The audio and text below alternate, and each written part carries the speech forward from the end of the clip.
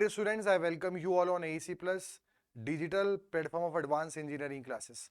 आप सभी का स्वागत है आगाज सीरीज के अंदर। और आगाज सीरीज का आपको मतलब पता है कि यहाँ पर हम टीसीएस पैटर्न पर बेस्ड कॉन्सेप्ट क्वेश्चन सीरीज लेकर चल रहे हैं, जिसमें टीसीएस के द्वारा 2017 से लेकर 2023 तक जितने भी क्वेश्चंस कराए हैं उनको क्लब कर कर subject wise chapter wise segregate कर कर आपके साथ डिस्कस कर रहे हैं। सो ये आपका 8th सेशन है फ्लूइड मैकेनिक्स का, जिसके अंदर हमने अभी यहाँ पर जो सेकंड हमारा टॉपिक है fluid statics and effect of the pressure on the submerged और इमर्ज्ड बॉडी, उस पर हम डिस्कशन कर रहे हैं। ठीक है, तो सेशन को स्टार्ट करते हैं। हमारा 8th सेशन है और इसमें हम बात करेंगे यहाँ पर सबमर्ज्ड एंड फ्लोटिंग बॉडीज के कॉन्सेप्ट्स या क्वेश्चंस के ऊपर।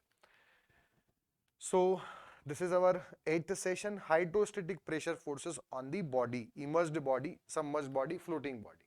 तो पहला क्वेश्चन है, consider the following statement pertaining to stability of the floating body. क्या क्या स्टेटमेंट है, कौन सा सही है वो हमें बताना है। पहला ऑप्शन है, अ floating body will be stable when the centre of gravity is about centre of buoyancy.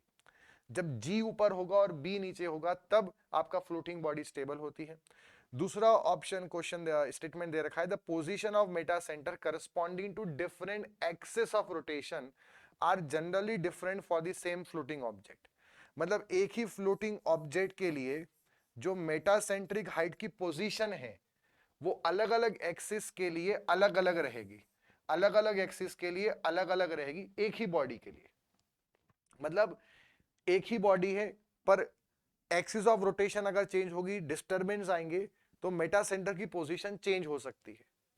अगला है, for cargo ships the metacentric height varies with the loading. तो ये तीन हमारे पास स्टेटमेंट है। इसमें से अगर आप ध्यान से समझे यहां पर, तो जो फ्लोटिंग बॉडी है ना, आप ये समझना, फ्लोटिंग बॉडी होती है हमारे पास एक, और एक हमारे पास होती है सबमर्ज्ड बॉडी। एक और क्या होती है हमारे पास, सबमर्ज्ड बॉडी। अब फ्लोटिंग बॉडी में भी तीन होते हैं, एक स्टेबल, एक न्यूट्रल और एक अनस्टेबल इक्विलिब्रियम।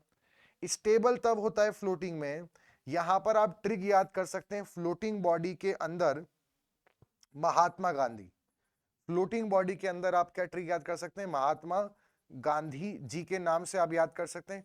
महात्मा गांधी में एम पहले आ रहा है, जी बाद में, मतलब मेटा सेंटर ऊपर और जी नीचे तो स्टेबल, मेटा सेंटर और सेंटर ऑफ ग्रेविटी कौन साइड तो न्यूट्रल, और सेंटर ऑफ ग्रेविटी ऊपर और मेटा सेंटर नीचे तो अनस्टेबल।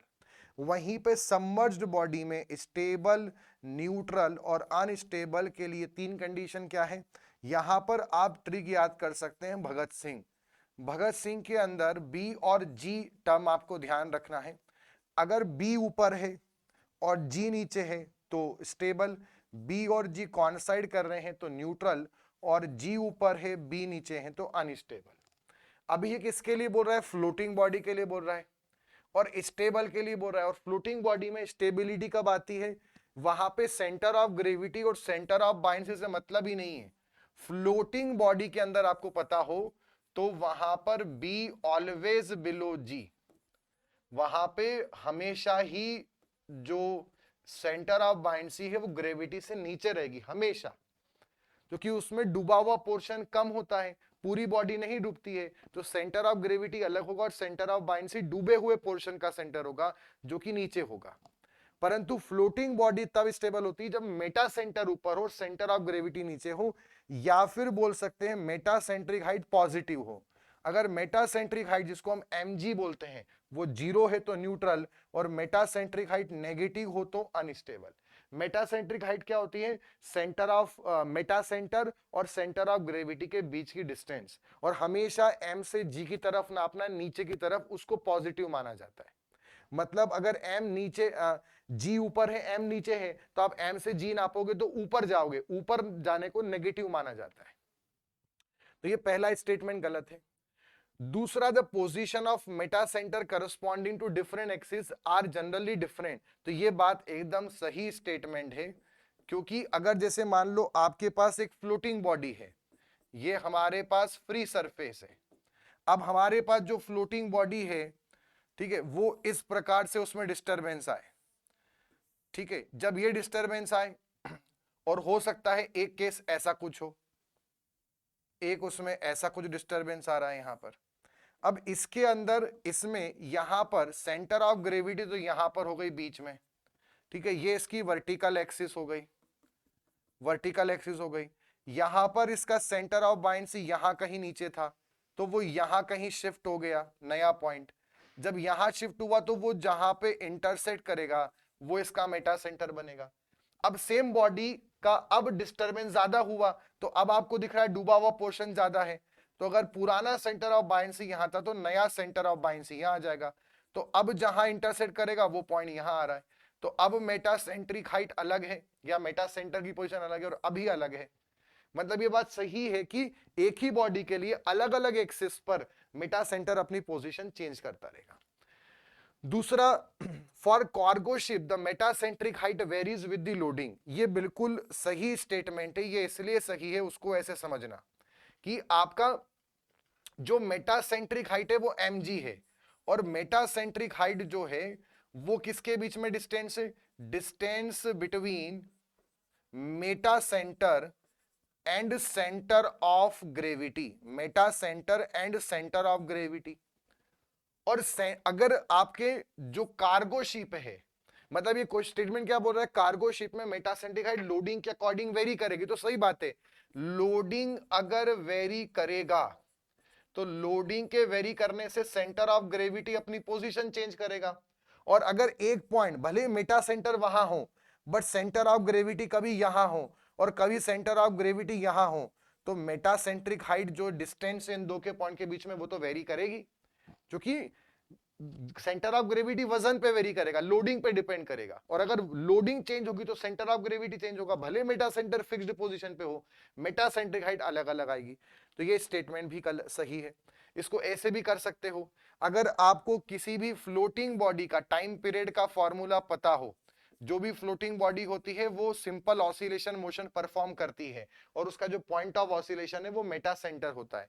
तो मेटा सेंटर का एक डेफिनेशन ये भी कि वो इमेजिनरी पॉइंट जिसके अबाउट फ्लोटिंग बॉडी ऑसिलेट करती है। इसका फॉर्मूला होता है 2 pi under root are square के अपॉन में जी into m g, metacentric height. एक फॉर्मूला ये होता है। इसका दूसरा फॉर्मूला ये भी होता है, यहां पर आर है radius of gyration, G extend due to gravity और एम जी है मेटासेंट्रिक हाइट। इसका एक और फॉर्मूला भी, इसको हम आई मिनिमम का स्क्वायर भी बोल सकते हैं, मिनिमम मोमेंट ऑफ इनर्शिया। जी हो जाएगा वेट ऑफ द बॉडी और ये एम जी। तो साफ साफ दिख रहा है यहां पर कि अगर टाइम पीरियड और इनर्शिया कांस्टेंट हो तो मेटासेंट्रिक हाइट वेट पे कहीं ना कहीं डिपेंड कर रही है। इसलिए हमारा थर्ड स्टेटमेंट भी सही है, फर्स्ट गलत है। तो सही आंसर क्या होगा? 2 and 3 ओनली, डी ऑप्शन। अगले क्वेश्चन पे चलते हैं। A submerge body will be in stable equilibrium. अभी बताया सबमर्ज में क्या याद रखना है? भगत सिंह। भगत सिंह में क्या हो रहा है? बी ऊपर जी नीचे, तो सेंटर ऑफ बायंसी कॉन्साइड विथ, नहीं, ये तो न्यूट्रल इक्विलिब्रियम होता है यहां पर। अगला ऑप्शन है सेंटर ऑफ बायंसी बिलो, नहीं, ये अनस्टेबल इक्विलिब्रियम होता है। सेंटर ऑफ बायंसी अबाव, ये above metacentre. Metacentre concept floating body का है, क्वेश्चन सबमर्ज बॉडी का है। सबमर्ज बॉडी में मेटा सेंटर डिफाइन नहीं होता। Centre of buoyancy B is above centre of gravity, ये स्टेटमेंट एकदम सही है। नेक्स्ट आते हैं, the point in the emerge body through which the resultant pressure of the liquid may be taken to act. देखो दो हमारे, एक तो होता है हमारे पास सेंट्रॉइड, एक होता है सेंटर ऑफ ग्रेविटी, एक होता है सेंटर ऑफ प्रेशर और एक होता है सेंटर ऑफ बायंसी। सेंट्रॉइड का मतलब क्या होता है? सेंट्रॉइड का मतलब होता है कि कोई भी अगर हमारे पास, ठीक है,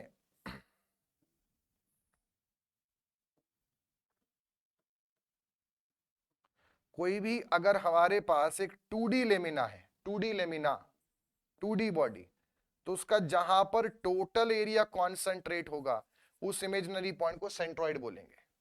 अगर हमारे पास एक 3D बॉडी है तो उसका जो इमेजिनरी पॉइंट है जहां से उसका टोटल वेट पास होगा उसको हम सेंटर ऑफ ग्रेविटी बोलेंगे। वहीं पर जो सेंटर ऑफ प्रेशर है वो क्या है? जो 2D बॉडी है उस पे जहां रिजल्टेंट फोर्स पास होगा, क्या resultant force? Pressure force, resultant pressure force 2D body पर जब ये किसी भी फ्लूइड में सबमर्ज्ड है तो इसमें जो रिजल्टेंट फोर्स जहां से पास होगा उसको सेंटर ऑफ प्रेशर बोलेंगे। और 3D बॉडी अगर किसी चीज में डूबी हुई है फ्लूइड में, तो एक ऐसा इमेजिनरी पॉइंट जहां से उसमें ऊपर की तरफ अपवर्ड डायरेक्शन में बाइंड फोर्स लगे, अपथ्रस्ट फोर्स लगे, ऐसे पॉइंट को सेंटर ऑफ बायंसी बोलते हैं। ठीक है, सेंटर ऑफ प्रेशर क्या है? It is the imaginary point through which resultant force on A 2D body passes. और सेंटर ऑफ बायंसी है वह इमेजिनरी पॉइंट जहां से बाइंड फोर्स एक्ट करता है। यानी इसकी एक और डेफिनेशन है, it is the centre of the volume of displaced fluid. क्योंकि जो बाइंड फोर्स है, बाइंड फोर्स का फॉर्मूला क्या होता है? बाइंड फोर्स का फॉर्मूला होता है it is equal to weight of the fluid displaced by the body, displaced by body. और इसका फॉर्मूला एक और हम बोल सकते हैं कि गामा फ्लूइड, बाइंड फोर्स में हमेशा गामा फ्लूइड आएगा, into volume of fluid displaced. और फ्लूइड डिस्प्लेस उतना ही होगा जितना बॉडी हमेशा डूबेगी। मतलब हम बोल सकते हैं बाइंड फोर्स बनेगा volume of gamma fluid into volume of body emerged, जितना डूबा हुआ पोर्शन है। इसलिए ये सेंटर होगा वॉल्यूम ऑफ डिस्प्लेस्ड फ्लूइड का, डिस्प्लेस्ड फ्लूइड का ये सेंटर होगा। इतना क्लियर है? तो इसका सही आंसर क्या बनेगा? यहां पर क्या बोला है इसने? बॉडी बोला है। इसको बोलता तो प्लेन बोलना पड़ता, प्लेन सरफेस, तब सेंटर ऑफ प्रेशर आंसर होता। रिजल्टेंट प्रेशर जहां से पास हो रहा है। अब देखो इसमें वैसे तो रिजल्टेंट प्रेशर मतलब ये होता है, ये प्रेशर फोर्स होता है, ये टोटल प्रेशर होता है। तो वैसे तो इसका जो सही आंसर है वो सेंटर ऑफ प्रेशर भी हो सकता है। इसने यहां पे बाइंड फोर्स नहीं बोला, पर किसी भी बॉडी के लिए ये जो बाइंड फोर्स है यही तो रिजल्टेंट उससे बना हुआ है। जब किसी बॉडी की बात आती तो जो रिजल्टेंट प्रेशर से फोर्स बनता है वही बाइंड फोर्स होता है। इसलिए इसका ज्यादा करेक्ट आंसर जो होगा वो क्या होगा? Centre of buoyancy. कुछ बुक्स में इसका आंसर सेंटर ऑफ प्रेशर भी दिया है, एग्जाम वाले ने भी सेंटर ऑफ प्रेशर दिया, बट वो गलत है। क्यों? वो इसलिए बस सही क्योंकि रिजल्टेंट प्रेशर वर्ड आ गया। बट रिजल्टेंट प्रेशर अगर किसी प्लेन सरफेस के लिए बात करें तो ये होगा, बॉडी के लिए रिजल्टेंट प्रेशर ही बाइंड फोर्स होता है। और इसलिए centre of buoyancy will be the 110% correct answer. आगे बढ़ेंगे। अब water container has a floating block of ice. एक वाटर कंटेनर है हमारे पास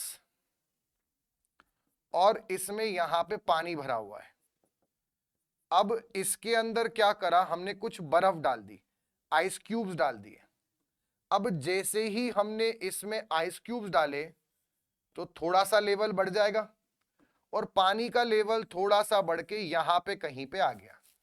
ये आपका फाइनल इसमें पानी का लेवल हो गया यहां तक।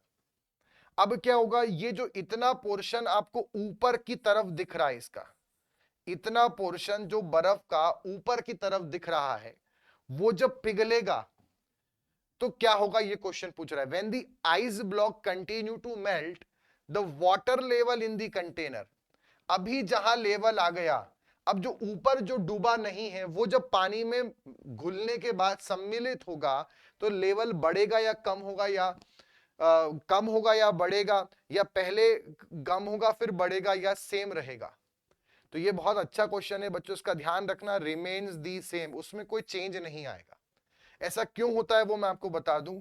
पानी के अंदर, वाटर के अंदर इसकी जो डेंसिटी होती है वो 1000 kg पर क्यूबिक मीटर होती है। वहीं पे जो बर्फ होता है, जो आइस होता है, आइस की डेंसिटी होती है बच्चों 900 kg पर क्यूबिक मीटर, पानी से कम है, इसलिए आइस पानी में फ्लोट करता है। तो जितना टोटल वॉल्यूम है उसका 10% ही ऊपर होता है और नीचे लगभग 90% वॉल्यूम होता है बर्फ का पानी के अंदर। तो जब हमने बर्फ डाला तो यहां पे ऊपर ये कितना वॉल्यूम है? 10%। ये एक कॉन्सेप्ट हो गया, ये पहला कॉन्सेप्ट हो गया कि ऊपर कितना? 10%। दूसरा इसमें जो कॉन्सेप्ट आपको समझना है वो ये कि जब बर्फ जो है, क्योंकि उसकी डेंसिटी कम है, तो वो जो मेल्ट होने के बाद जब वो लिक्विड वाटर में कन्वर्ट होगा, लिक्विड फेज में वाटर में कन्वर्ट होगा पिघलने के बाद, तो इधर जो डेंसिटी है वो कम है, इधर डेंसिटी है वो ज्यादा है, यहां डेंसिटी कम है 900 है, यहां डेंसिटी ज्यादा है। मतलब कुल मिलाकर जब वो मेल्ट होगा तो डेंसिटी क्या होगी बच्चों, इंक्रीज होगी। अच्छा, डेंसिटी बराबर क्या होता है, मास अपॉन वॉल्यूम।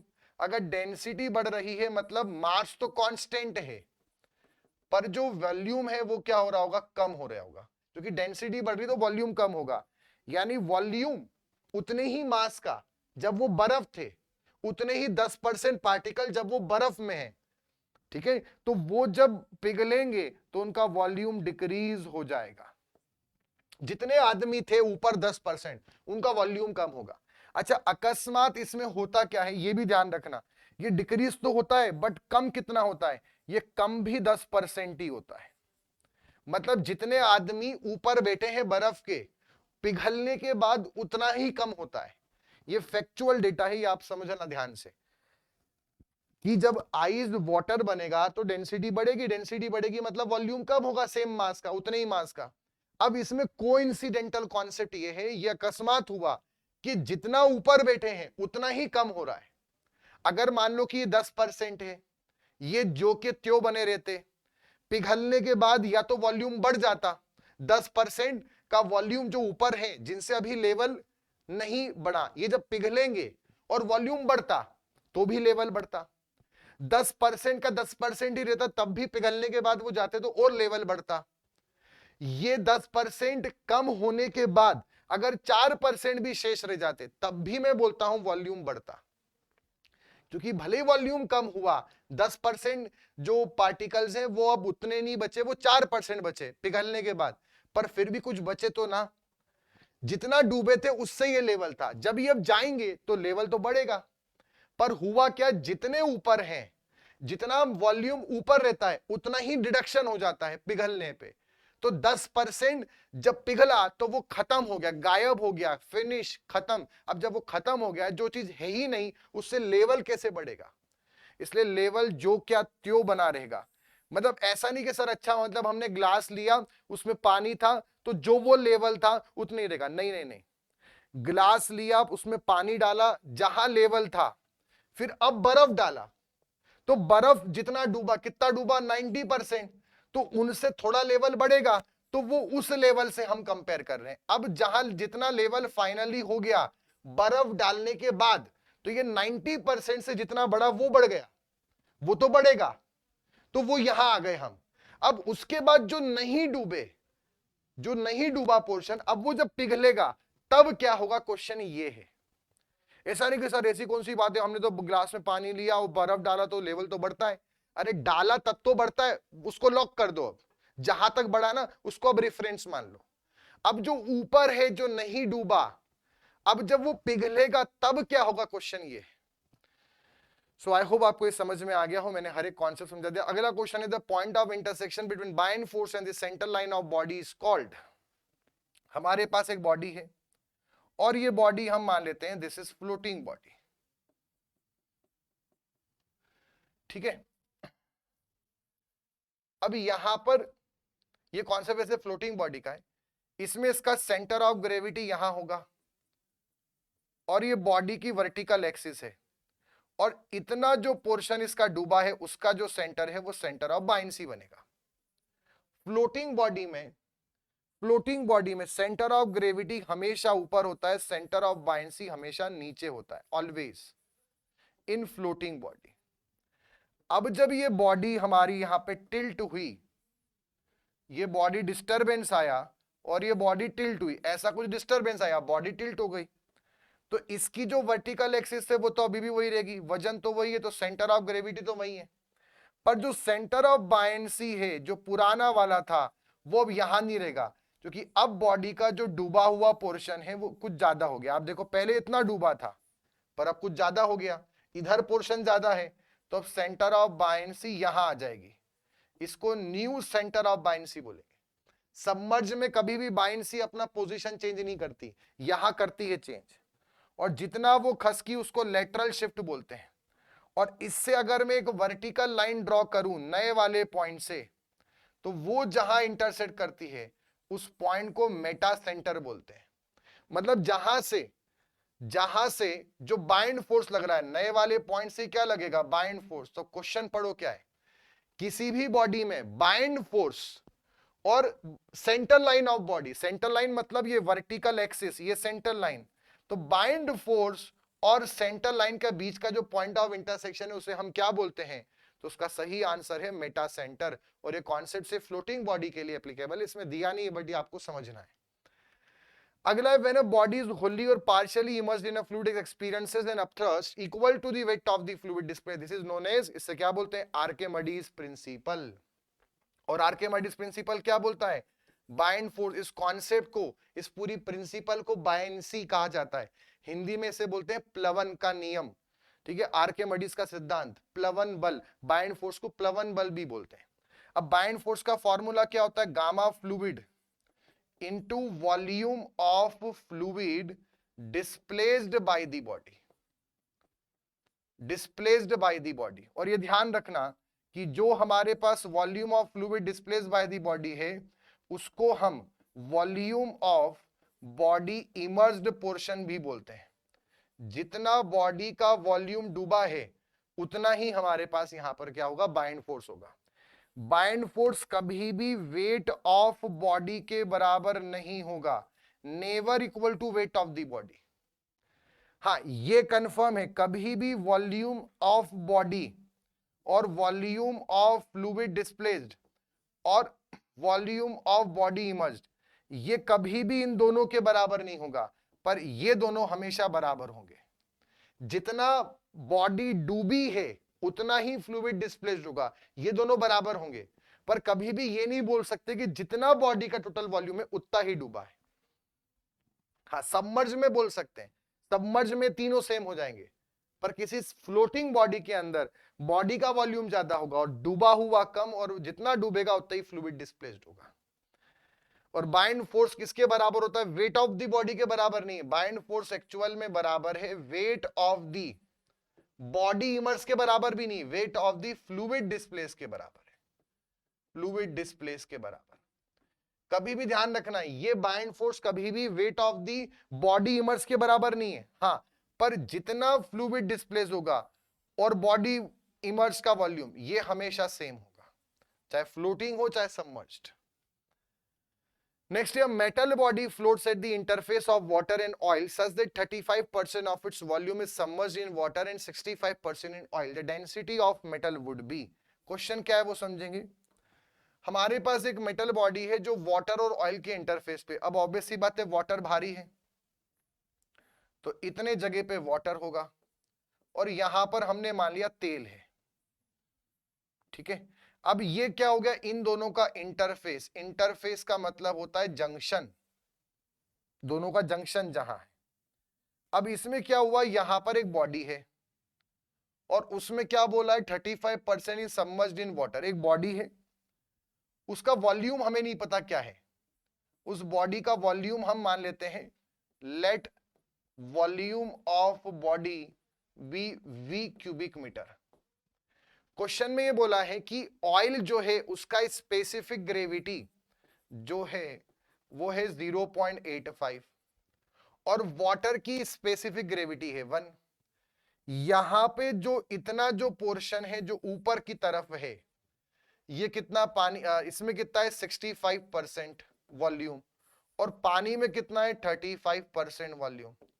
तो क्वेश्चन में पूछा है ये जो बॉडी यहां पर है इस बॉडी का आपको डेंसिटी बताना है, इस धातु का, इस मेटल का।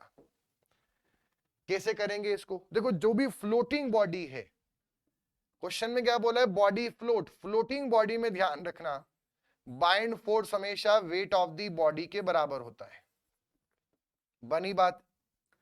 तो wait of the body, bind force क्या होगा टोटल, यहां पे दो लोग बाइंड फोर्स लगाएंगे, यहां पर एक बाइंड फोर्स आपका वाटर लगाएगा और एक बाइंड फोर्स यहां पर आपका कौन लगाएगा, ऑयल लगाएगा। बॉडी का जो वेट है उसको क्या बोल सकते हैं, gamma body into total volume of body. तो टोटल वॉल्यूम कितना मान रखा है V। Bind force by water कितना बनेगा, तो gamma water into volume of body in water plus oil से क्या बनेगा, gamma oil into volume of body emerged in the oil. Oil में कितना डूबी है उतना वो बाइंड लगाएगा। हम एक काम करते हैं, पूरी इक्वेशन में गामा वाटर का डिवाइड कर देते हैं LHS RHS में, तो gamma body upon gamma water specific gravity of body बन जाएगा। टोटल वॉल्यूम V है, gamma water by gamma water 1 हो जाएगा। वॉल्यूम बॉडी इन वाटर कितना है, वाटर में 35%, मतलब 0.35 V। टोटल का 35%, तो V 30 है, V टोटल वॉल्यूम V है, उसका 35%, 0.35। गामा ऑयल कितना होगा, अगर ऑयल की स्पेसिफिक ग्रेविटी 0.5 है तो ऑयल की जो डेंसिटी होगी वो 850 kg पर क्यूबिक मीटर होगी। इतना क्लियर है। तो इसका स्पेसिफिक ग्रेविटी कितना होगा ऑयल का, density of oil upon density of water, और वैसे भी वो 0.85 दे रखा है। यहां पर हमारे पास क्या है, gamma oil upon gamma water का डिवाइड करेंगे तो वो स्पेसिफिक ग्रेविटी ऑफ ऑयल बन जाएगा, इनटू उसमें डूबा है 65% टोटल वॉल्यूम का। यहां से सिंप्लीफाई करेंगे तो V और ये V और ये V कैंसल, तो स्पेसिफिक ग्रेविटी ऑफ जो बॉडी है वो आ जाएगा 0.35 प्लस ये है 0.85 इंटू 0.65। इसको सिंप्लीफाई करो कितना आ रहा है, इसको अगर हम सिंप्लीफाई करेंगे तो 0.65 into 0.85 plus 0.35, this is 0.9025। 0.9025 will be the specific gravity of body। Specific gravity का फॉर्मूला क्या है, density of body upon density of water 0.9025। Water की डेंसिटी होती है 1000, यानी डेंसिटी ऑफ बॉडी हमारे पास कितना आ गया, 902.5 kg per cubic metre. So this is our final answer, 902.5 kg per cubic metre. अगले क्वेश्चन पे चलते हैं। A ship is berthed in a chamber and lifted by principle of buoyancy. Such a chamber क्या होता है, जब भी किसी बड़ी बड़ी जो जहाज होते हैं, नाव होती हैं, पनडुब्बी होती हैं, उनको जब पानी में उतारना होता है, या तो पहली बार लॉन्च कर रहे हैं या रिपेयर मेंटेनेंस करना पड़ता है, ठीक है, ऐसे कुछ भी कंडीशन आती है रिपेयर मेंटेनेंस की, या फाइनली वो सबमरीन खराब हो उसको अब फाइनली पानी से बाहर निकालना है, कोई बड़े से जहाज को पानी में उतारना है या निकालना है, रिपेयर मेंटेनेंस करना है, तो उसके लिए हम डॉक एक स्ट्रक्चर्स यूज करते हैं।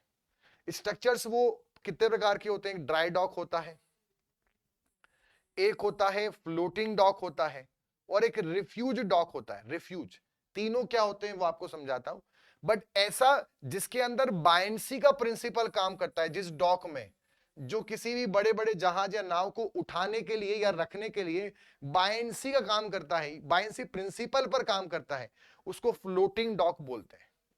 अब floating dock is a large structure, मैं डायग्राम भी दिखाऊंगा, दैट कैन बी पार्शियली और फुल्ली सबमर्ज इन वाटर, या तो पानी पे थोड़ा तैरता रहेगा या पूरा डूबा रहेगा।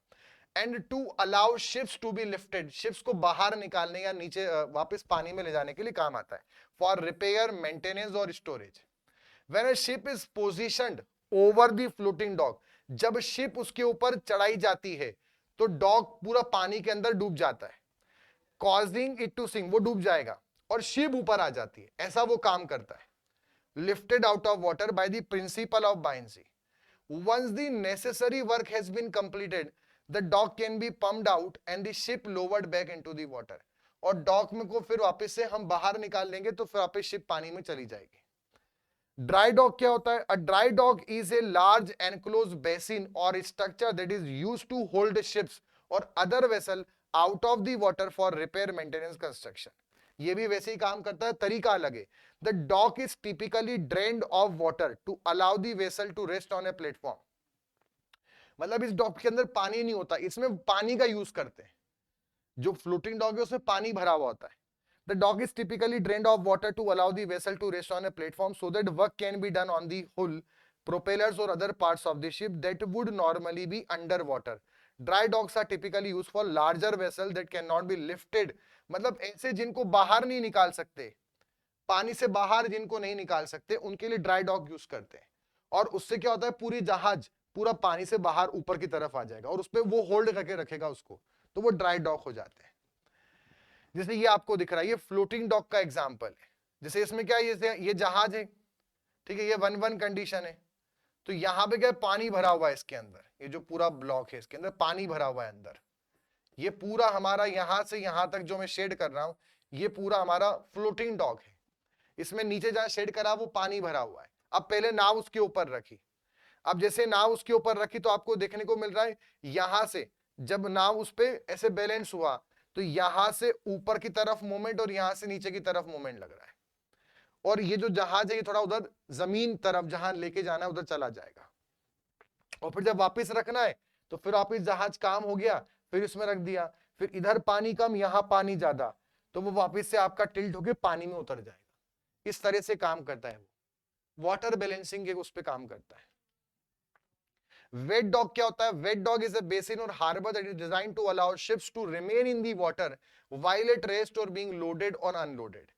मतलब यह करता है, वाटर में रहने देता है जब वो रेस्ट कंडीशन या उस पर सामान चढ़ाना है या सामान उतारना है, लोडिंग अनलोडिंग कंडीशन करनी पानी में रख के, तो वेट डॉग यूज करते हैं। वेट डॉग में be located alongside a river or other body of water and typically have berth or quays that ships can tie up to while they are being serviced। मतलब ये बांधने वगैरह के लिए काम आता है, उनको होल्ड करने के लिए काम आता है जब सामान चढ़ाना हो या उतारना हो। Refuge dock, a refuge dock is a type of floating platform or structure that is designed to provide a safe haven or for ships during storms or other extreme weather events। मतलब जब भी बारिश वगैरह या कुछ ऐसा cyclone tsunami तूफान आता है तब रिफ्यूज डॉक का यूज करते हैं। इसके अलावा लोडिंग अनलोडिंग के लिए ड्राई डॉक, बड़े शिप्स जो इनको बाहर नहीं निकाल सकते उनके रिपेयर मेंटेनेंस में यूज करते हैं, और फ्लोटिंग डॉक भी रिपेयर मेंटेनेंस, बट जिनको बाहर निकाल सकते हैं उनके लिए फ्लोटिंग डॉक है। Refuge dock may be anchored in a protected harbor or bay and can provide temporary shelter for ships that are unable to safely navigate in open water। Refuge docks may be also be used for emergency repair or other ship services during time of crisis। कुछ problem आ जाती तो फिर refuse dock भी use कर सकते हैं। आगे बढ़ेंगे, नेक्स्ट हमारे पास है, a ship has a metacentric height of 0.90 metre. Metacentric height GM या एमजी जो हम बोल सकते हैं वो है 0.90 मीटर, और उसका टाइम पीरियड जो ऑसिलेशन का है वो है 20 सेकेंड। आगे, the relevant radius of gyration is nearly, देखो टाइम पीरियड का फॉर्मूला कितना है, 2 pi under root are square upon G into GM. ठीक है, अब हमारे पास टाइम पीरियड, हमें क्या चाहिए, क्या पूछा है, मेटासेंट्रिक हाइट दे रखी है, आर पूछा हुआ है, तो हम इधर स्क्वायर कर देते हैं पूरे में।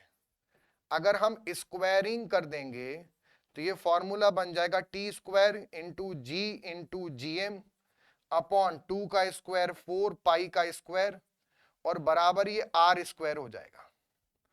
तो यहां पर जब हम रखेंगे इसको तो आर की वैल्यू और इसको अंडर रूट कर दो, तो टाइम पीरियड कितना है हमारा 20 सेकेंड, तो ये हो जाएगा 20 का स्क्वायर इंटू जी कितना है 9.8 मान लो 81, जीएम कितना है मेटासेंट्रिक हाइट 0.90 मीटर, अपॉन में ये कितना हो गया 4 इंटू कितना हो गया पाई स्क्वायर। बस इतना टर्म बचा है, इसको सिंप्लीफाई कर लो।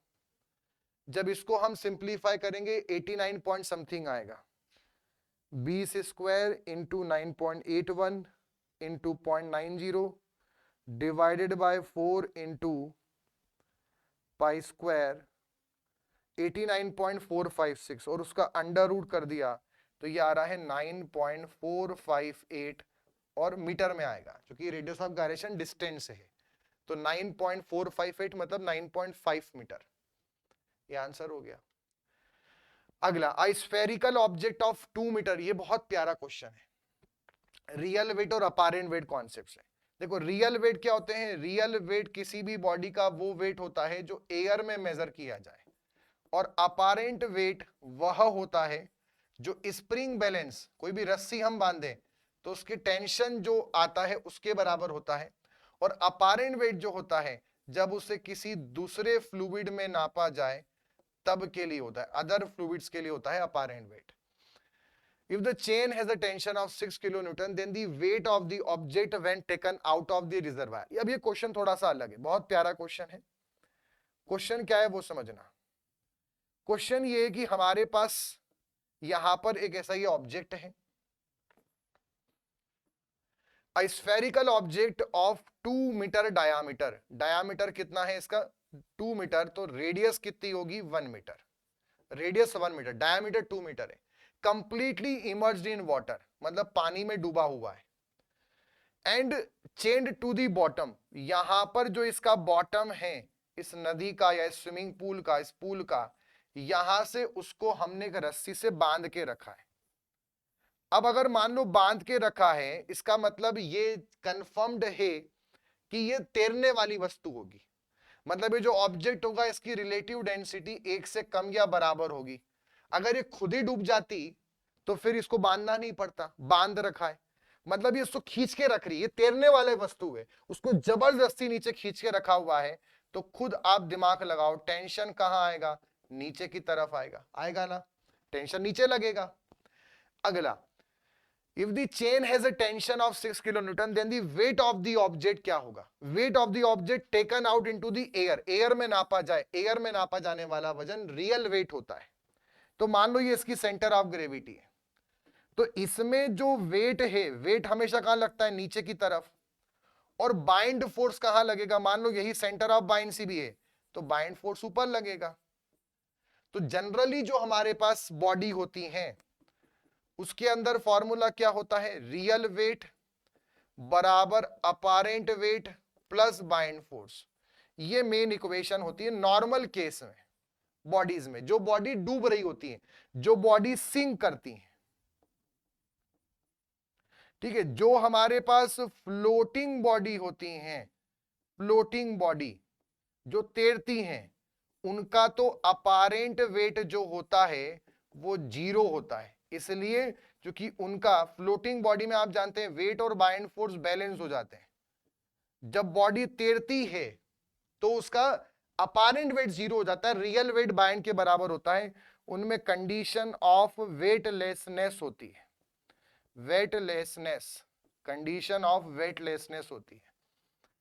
ठीक है, ये जनरल, जो ये किसके लिए? सिंक बॉडी, जो बॉडी डूबती है उनमें रियल वेट जो होगा वो अपारेंट प्लस बाइंड होगा. परंतु जो बॉडी तैर रही है उसका अपारेंट 0 हो जाता है, वो रियल ही बाइंड के बराबर होता है. कंडीशन ऑफ वेटलेसनेस बोलते हैं. जो बॉडी फ्लोट कर रही है वो हल्की हो गई, वो तैर रही है, खुद का उसका मेन वेट नहीं बचा, रियल वेट तो अपारेंट 0 है, क्योंकि जितना वजन है उतना ही बाइंड लग गया. पर ये क्वेश्चन फ्लोटिंग बॉडी पे बहुत प्यारा कॉन्सेप्ट है. फ्लोटिंग बॉडी तैरती है पर जबरदस्ती नीचे कर दिया. तो अगर आप ध्यान से इक्वेशन देखें तो रियल वेट कहां लग रहा है? रियल वेट लग रहा है नीचे, मतलब वेट लग रहा है नीचे, टेंशन लग रहा है नीचे, और बराबर क्या आ गया? ऊपर की तरफ क्या लग रहा है? Buoyant force. ये हमारी यहां इक्वेशन बनेगी. स्पेशल इक्वेशन बनानी पड़ेगी क्वेश्चन को समझ के, वो इक्वेशन यहां काम नहीं करेगी, क्योंकि वो इक्वेशन वहां सिंक बॉडी की, ये फ्लोटिंग बॉडी की बात चल रही है. उसको जबरदस्ती नीचे खींचा है. अब क्या बोल रहा है? आपको बताना क्या है? वेट. तो वेट का फॉर्मूला क्या बनेगा? बाइंड फोर्स निकाल लो, उसमें से टेंशन को माइनस कर दो. चलो, तो अब हम बॉडी का वेट निकालने चल रहे हैं. बाइंड फोर्स का फॉर्मूला क्या है? गामा फ्लूइड, वाटर है यहां पर, gamma water into volume of body, क्योंकि पूरी बॉडी डूबी हुई है पूरा, plus minus tension force. Tension force कितना है? 6 किलो न्यूटन. गामा वाटर कितना होता है? 9.81 किलो न्यूटन पर क्यूबिक मीटर. और यह है स्फीयर, स्फीयर का वॉल्यूम होता है 4/3 पाई आर क्यूब. डायमीटर 2 मीटर है, रेडियस 1 मीटर होगा, मतलब इंटू 4/3 इंटू पाई इंटू 1 का क्यूब -6. इसको जब हम सिंप्लीफाई करेंगे, ये वैल्यू कितनी आ रही है? दिस इज 9.81 इंटू 1.33, मतलब 4/3, और इंटू में पाई, ये आ गया 40.98, और उसमें से 6 माइनस कर दो तो -6, ये आ गया 34.98, 34.98 किलो न्यूटन. बहुत ही प्यारा क्वेश्चन. तो सही आंसर क्या बनेगा इसमें? 35, 34 के आसपास, तो 35.10. अगला क्वेश्चन है, a liquid contain in a floating body is put into number of components. ठीक है, जो फ्लोटिंग बॉडी होती है उसके अंदर लिक्विड कंटेंट जो होता है फ्लोटिंग बॉडी में, जैसे आपको बताया था अभी फ्लोटिंग डॉक के अंदर भी हम पानी रखते हैं, उससे हम उसको बैलेंस करके किसी भी बड़े से जहाज को पानी के अंदर बाहर निकाल सकते हैं रिपेयर मेंटेनेंस की जरूरत पड़ने पर। तो फ्लोटिंग बॉडी में नंबर ऑफ कंपोनेंट्स में हम रखते हैं। क्यों रखते हैं? पहला, ताकि हम वेसल की स्टेबिलिटी मेंटेन कर पाए। अगला, increase the metacentric height, metacentric height बढ़ा पाए। Reduce the metacentric height due to fluid content in vessel, और बोथ ए एंड बी। तो देखिए यहां पर आप एक बात समझना, इसमें से जो पहला पॉइंट है स्टेबिलिटी, ये बात तो कंफर्म है कि फ्लोटिंग बॉडी में अगर हम ये कर रहे हैं तो हम उसकी स्टेबिलिटी मेंटेन, क्योंकि अगर वो जो जहाज फ्लोटिंग डेक के अंदर जो जहाज हम लेके आएंगे तो वो फ्लोटिंग डेक भी खुद स्टेबल होना चाहिए, वरना जहाज भी अनस्टेबल हो जाएगा। तो उसकी स्टेबिलिटी हमें हाई रखनी होगी और इसीलिए हम उसमें ऐसा फ्लूइड रखते हैं। दूसरा, टाइम पीरियड ऑफ ऑसिलेशन जो होता है उसका भी एक आप ध्यान रखना, वो कंफर्ट के डायरेक्टली प्रोपोर्शनल होता है, कंफर्ट ऑफ पैसेंजर, परंतु time period of oscillation stability के इनवर्सली प्रोपोर्शनल होता है। अब अगर हमें फ्लोटिंग डॉक में जो फ्लूइड हमने रखा उसमें स्टेबिलिटी ज्यादा चाहिए फ्लोटिंग डॉक की, तो टाइम पीरियड क्या रखना पड़ेगा? कम। और टाइम पीरियड का जो फॉर्मूला होता है वो भी हम पढ़ के आए, 2 pi under root are square के अपॉन में जी इंटू एम जी। तो अगर हमें टाइम पीरियड कम चाहिए तो सब कुछ कांस्टेंट है, तो हमें मेटासेंट्रिक हाइट को ज्यादा रखना पड़ेगा। मतलब ये जो है कि रिड्यूस दी मेटासेंट्रिक हाइट, तो साफ साफ गलत हो जाएगा, क्योंकि मेटासेंट्रिक हाइट कम कर दोगे तो टाइम पीरियड बढ़ेगा, और टाइम पीरियड बढ़ेगा तो स्टेबिलिटी कम हो जाएगी, जबकि स्टेबिलिटी बढ़ानी है, इसलिए इंक्रीज करना पड़ेगा। ये ऑप्शन भी सही है, इसलिए सही आंसर क्या बनेगा? D, both A and B, दोनों सही हैं। आगे बढ़ेंगे। A solid body sinks in a fluid when, देखो कोई भी बॉडी जिसका रिलेटिव डेंसिटी आरडी, ठीक है, solid body sinks in a fluid when RD एक से ज्यादा है तो बॉडी सिंक करती है। अगला, आरडी की वैल्यू एक के बराबर है तो आपकी जो बॉडी होती है, ठीक है, आरडी जब एक से कम होता है तो ये हमारे पास फ्री सरफेस है, तो हमारे पास जो बॉडी है वो आरडी एक से कम होने पे बॉडी आपकी यहां पर रहती है, जस्ट फ्री सरफेस पर उसकी टॉप सरफेस होती है।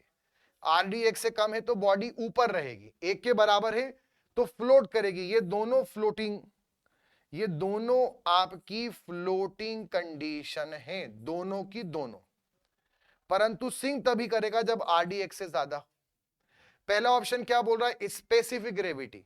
देखो आरडी का फुल फॉर्म होता है density of body upon density of any other fluid, any other fluid, क्योंकि यहां पर भी फ्लूइड बोला है, वाटर बोला क्या? नहीं। बट स्पेसिफिक ग्रेविटी आपने इसने बोला एक से ज्यादा, बट ये हमेशा करेक्ट नहीं होगा। स्पेसिफिक ग्रेविटी का मतलब होता है density of body upon density of water. अब मान लो बॉडी की डेंसिटी वाटर से ज्यादा है, तो ये कंफर्म है कि जो बॉडी है वो सिंक करेगी किसमें? वाटर में। पर यहां पे वाटर की बात थोड़ी बोली, कोई भी फ्लूइड। अब आप जानते हो कि मरकरी जो होता है वो तो पानी से भी भारी होता है, तो अब मान लो कि हम बॉडी और मरकरी की बात कर रहे हैं, तो कोई भी बॉडी मरकरी में तभी डूबेगी जब उस बॉडी की डेंसिटी मरकरी से ज्यादा होना चाहिए, पानी से क्या मतलब है। इसलिए ये सही है बट उतना करेक्ट नहीं है। The bind force does not pass through Meta centre, bind force Meta centre से पास नहीं होना चाहिए, ये भी गलत है। सिंकिंग कंडीशन में सबमर्ज बॉडी में मेटा सेंटर कॉन्सेप्ट आता ही नहीं, तो फ्लोटिंग बॉडी कॉन्सेप्ट है। The weight of the fluid displace is less than wait of the body, और एक है द मेटा सेंटर, अगेन इस कॉन्सेप्ट में नहीं आता है। ये स्टेटमेंट सही है, क्योंकि wait of the fluid displace bind force के बराबर होता है, और वेट ऑफ द बॉडी खुद बॉडी का वजन होता है। और ये ध्यान रखना, जो भी बॉडी डूबती है, एक तो उसका सही बात है कि आरडी एक से ज्यादा होना चाहिए, दूसरा उसमें वेट ऑफ द बॉडी हमेशा ज्यादा होना चाहिए और बाइंड फोर्स कम होना चाहिए, तभी वो सिंक करती है। फ्लोटिंग बॉडी में हमेशा बाइंड फोर्स और वेट ऑफ द बॉडी दोनों हमेशा सेम होते हैं। फ्लोटिंग में बॉडी इक्विलिब्रियम स्टेबल रहती है, एक जगह पे रहती है। अगला क्वेश्चन है मिनिमम पोटेंशियल एनर्जी। देखो एनर्जी की बात है, मिनिमम पोटेंशियल एनर्जी कब रहेगी? जब स्टेबल इक्विलिब्रियम हो, जब अनस्टेबल हो, जब न्यूट्रल हो, जब all of the above. Stable equilibrium का मतलब होता है बॉडी में जब डिस्टरबेंस आए तो वापस से वो अपनी पोजीशन पे आ पाए ओरिजिनल में। अनस्टेबल का मतलब होता है जब डिस्टरबेंस आए तो वो अपनी पोजीशन पे ना आ पाए और बहुत सारे डिस्टरबेंस होते चले जाएं, फिर उसमें बहुत ज्यादा जो डिस्टर्ब हो जाए डिस्टरबेंस आने पे। और न्यूट्रल का मतलब है डिस्टरबेंस आने पे वो डिस्टर्ब तो ना हो, वो किसी नई पोजीशन पे चला जाए और ओरिजिनल पे ना आ पाए, वो न्यूट्रल है। जो कहीं जो डिस्टर्ब होने के बाद फिर से अपनी पोजीशन पे आ पाए वो स्टेबल। जो डिस्टर्ब होने के बाद और डिस्टर्ब हो जाए बहुत ज्यादा वो अनस्टेबल। जो डिस्टर्ब तो हो पर होने के बाद एक नई पोजीशन पे पहुंच जाए और फिर वहां रुक जाए, पुरानी पे लौट के ना आ पाए, वो न्यूट्रल। तो किसी भी, ये बात ध्यान रखना आप, एनर्जी हमेशा स्टेबिलिटी के इनवर्सली प्रोपोर्शनल होती है। ये सिंपल सा कॉन्सेप्ट है और ये हर जगह एप्लीकेबल है। अब क्या बोला है, एनर्जी कब मिनिमम होगी? एनर्जी तब मिनिमम होगी जब स्टेबिलिटी ज्यादा हो, और सबसे ज्यादा स्टेबिलिटी हमें कहां मिलेगी? स्टेबल इक्विलिब्रियम में। इसलिए A will be the correct answer. अगला, अब body is said to be in equilibrium. Body कब इक्विलिब्रियम में होगी? देखो बॉडी इक्विलिब्रियम, इक्विलिब्रियम जो बच्चों होते हैं वो दो प्रकार का होता है। एक होता है स्टैटिक इक्विलिब्रियम और एक होता है डायनामिक इक्विलिब्रियम। स्टैटिक इक्विलिब्रियम के अंदर बॉडी तभी रहती है जब वो रेस्ट कंडीशन में हो, रेस्ट कंडीशन में हो।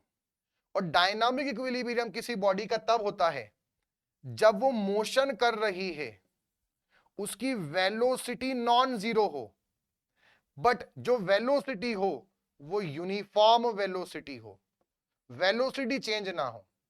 अगर यूनिफॉर्म वेलोसिटी से मोशन हो रहा है, वेलोसिटी चेंज नहीं हो रही, मतलब वेलोसिटी में चेंज जीरो है, मतलब एक्सीलरेशन जीरो है।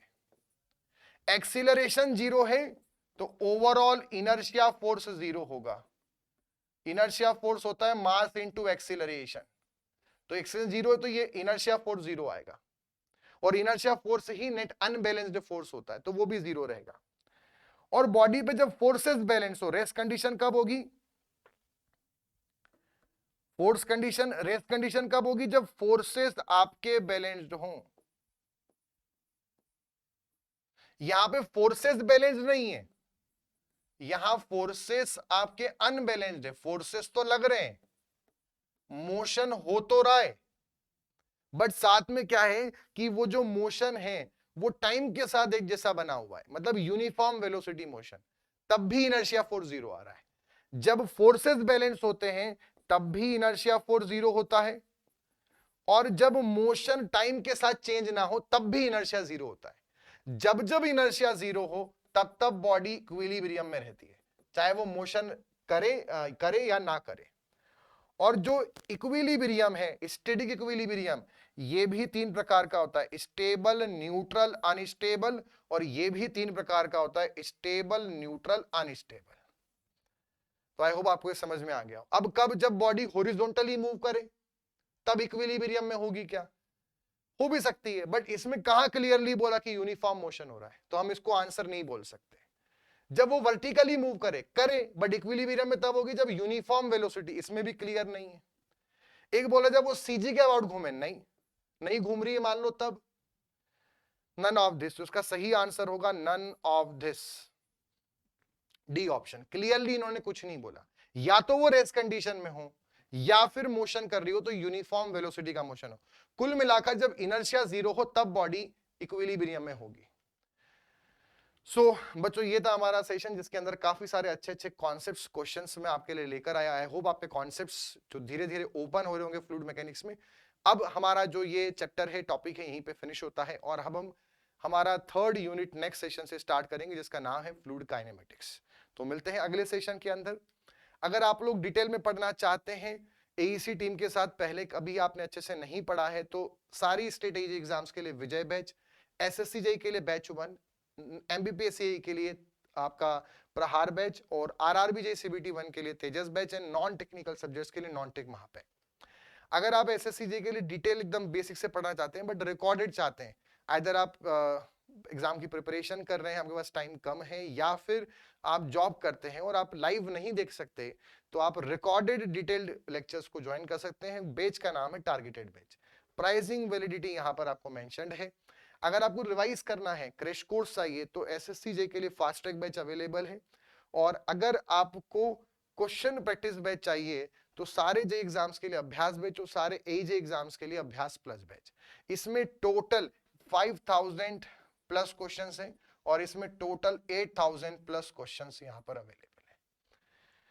ठीक, सो दिस इज ऑल अबाउट। अगर आपको बड़ा कोर्स नहीं लेना है, पहले एसी प्लस टीम में कंटेंट देखना है, तो आप सिंगल कोर्सेज भी जो बहुत मिनिमम प्राइस 100-150 रुपीज में अवेलेबल है, उनको देखकर भी पहले आप कंटेंट देख सकते हैं, फिर आप अपनी प्रिपरेशन स्टार्ट कर सकते हैं। सो एसी प्लस एप्लीकेशन को आज ही डाउनलोड करें, और यहां पर जो पूरा हमारा सेशन है, इसको रिवाइज करना हो दोबारा, तो आप इसका पीडीएफ यहां से ले सकते हैं। यहां पे आपको इसका पीडीएफ मिल जाएगा। इस Telegram channel AC plus app and discussion, इसका लिंक डिस्क्रिप्शन के अंदर अवेलेबल है। तो मिलते हैं अगले सेशन में, तब तक के लिए गुड बाय।